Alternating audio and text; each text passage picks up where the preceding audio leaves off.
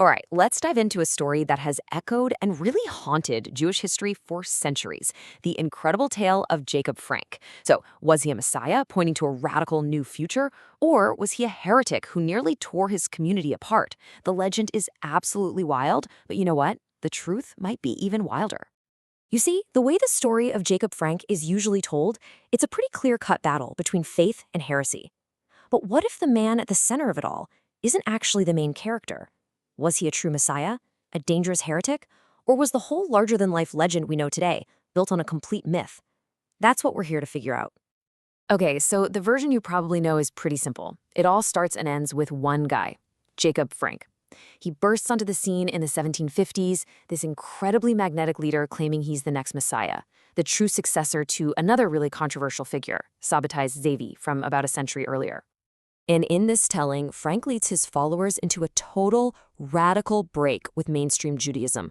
The fallout? It's explosive. We're talking fiery public debates with rabbis, even shocking accusations of the blood libel against other Jews. And then, the big one, the mass conversion of his followers to Catholicism.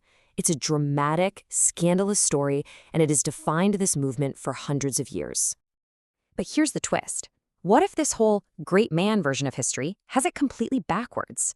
What if the movement didn't just follow Frank? What if the movement actually created him? To figure that out, we've got to go back to the world that gave birth to these radical ideas in the first place. To really get Frankism, you first have to understand this place called Podolia in the 18th century. Now, this wasn't just some random spot on a map. It was a volatile frontier zone, a cultural and religious powder keg just waiting for a spark. It was a place where radical new ideas could catch on and spread like wildfire. The Polish-Lithuanian Commonwealth was, well, it was something else. It was absolutely massive, stretching from the Baltic almost to the Black Sea, and it was incredibly diverse. It wasn't really run by a king, not like other European countries. Instead, you had this super powerful class of nobles, the Szlachta, who held all the cards and controlled these vast farming estates, especially out on the frontiers like Podolia. And this created a really unique situation for the Jewish community. By the mid-1700s, more than half of them lived in these private towns owned by the nobles. This made them essential economic middlemen in the region, which put them in a pretty powerful, but also a very precarious position. And this quote right here, it just perfectly captures the vibe of the place. Podolia was absolutely steeped in mysticism. And I'm not just talking about Jewish Kabbalah. It was a whole world of Christian miracle workers, Orthodox schismatics, witches, and magicians. It felt like everyone was looking for supernatural signs and a different path to salvation. This was the fertile ground Frankism was about to sprout from. So, with all that in mind, let's get back to Jacob Frank and really start putting that official story to the test. Thanks to some incredible detective work in old church and city archives, a much more complicated picture starts to emerge, one that pretty much challenges everything we thought we knew. The Frankist movement supposedly explodes into public view with this one single event in a town called Lanckoroń in 1756. Frank and his followers are supposedly caught in some kind of heretical ritual. But when you look at the actual records, Frank's role in this huge, pivotal moment was, well, surprisingly small. Now, this is the crucial part. Frank didn't start the gathering. He just showed up and joined in. He was a foreigner who could barely even speak the local Yiddish, and when the authorities cracked down, he and his foreign buddies were kicked out of the country in just 3 days. It was the local Podolian believers, the real heart of this thing, who stayed behind, who faced the interrogations, and who carried on the movement all without him. He was not the leader he was later made out to be. Okay, on to the next major pillar of the Frank myth, his famous 13-year imprisonment at the Jasna Gora monastery. The story paints him as this martyr, a prisoner of faith.